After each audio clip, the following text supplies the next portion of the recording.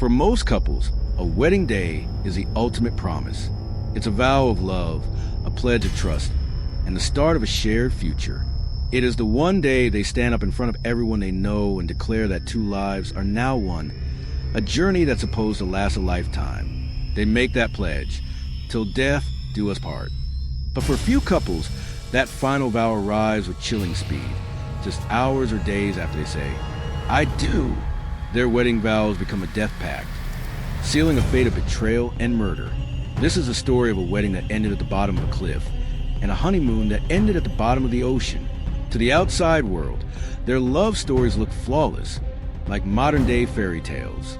But behind all the smiles and champagne toasts, a dark reality was waiting. This is the story of love turned deadly, and the truth that shattered everything. Story 1. The fairy tale turned nightmare. The case of Graham and Cody Johnson. To anyone who knew them, Graham and Cody Johnson's romance seemed perfect.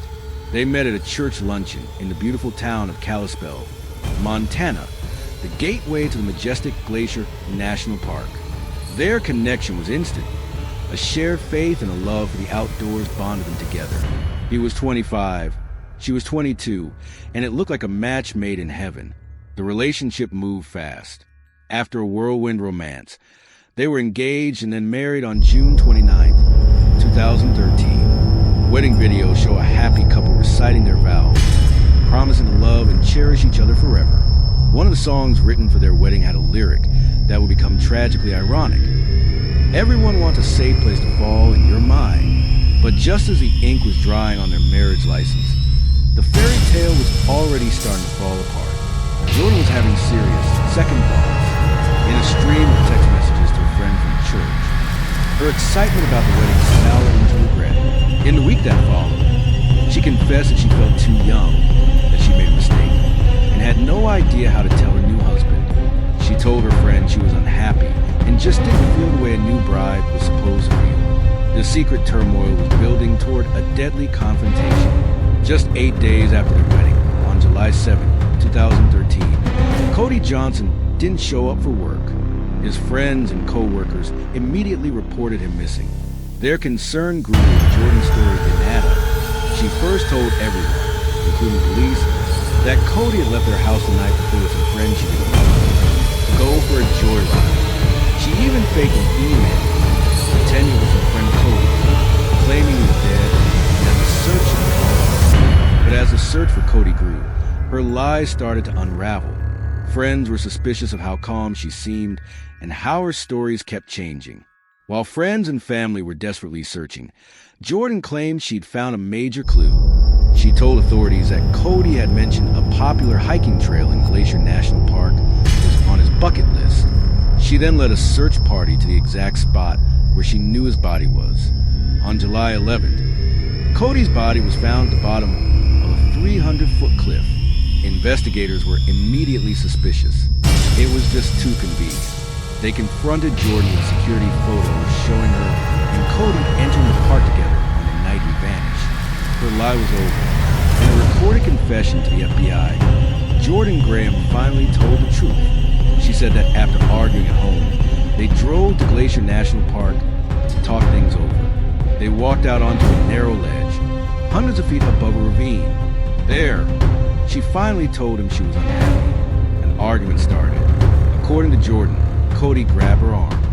In that moment, she claimed she got angry. "I wasn't thinking about where we were," she stated.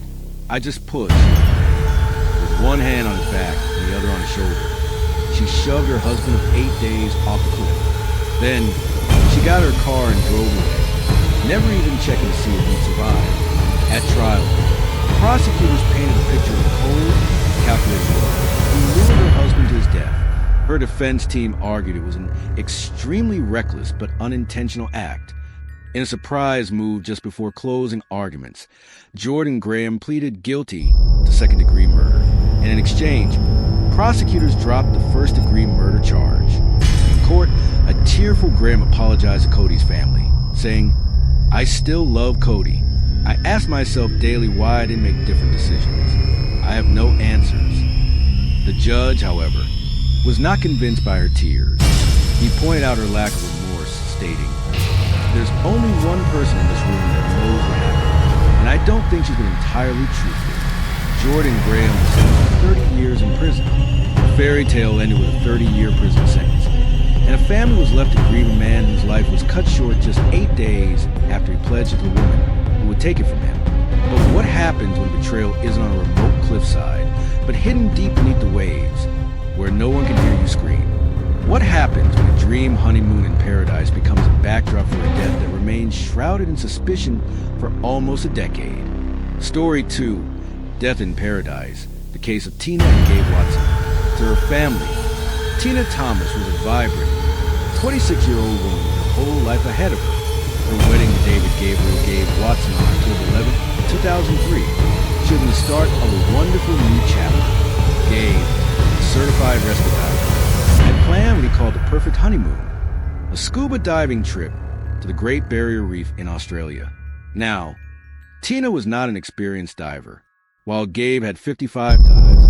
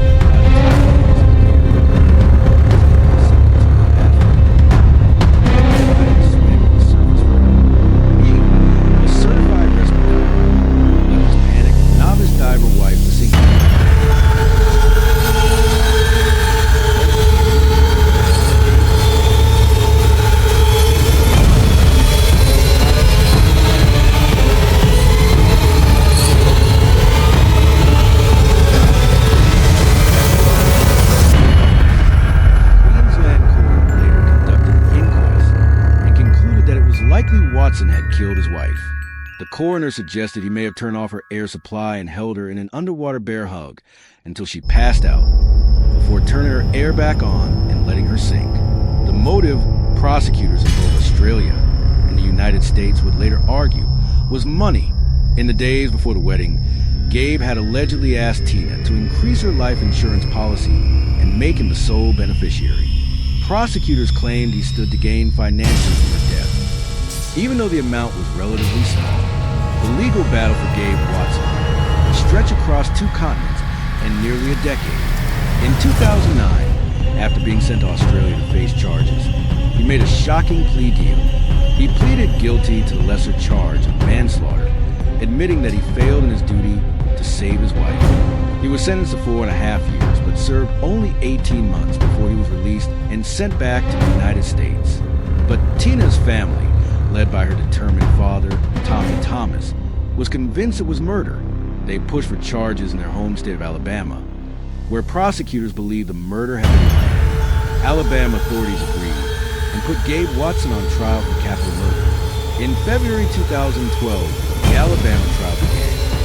Prosecutors presented their theory of a perfect crime, a financially motivated murder plan that looked like an accident. The defense, however, argued it was simply a tragic accident, made worse by Tina's panic and Gabe's own inability to handle the crisis.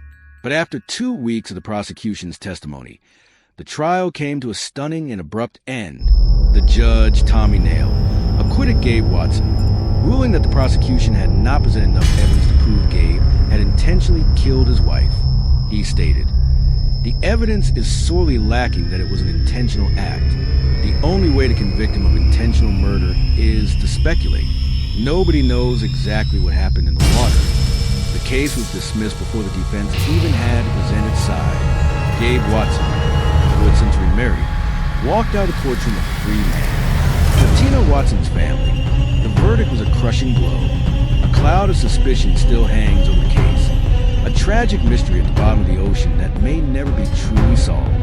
A promise of a lifetime together could be shattered in a moment, leaving behind nothing but grief and unanswered questions. The stories you've heard today are a chilling reminder of how the ultimate vow of love can be twisted into the ultimate act of betrayal. If you found these stories as compelling as we did, be sure to hit that like button, subscribe, and ring the notification bell for more true crime stories that uncover the darkness hidden just out of sight.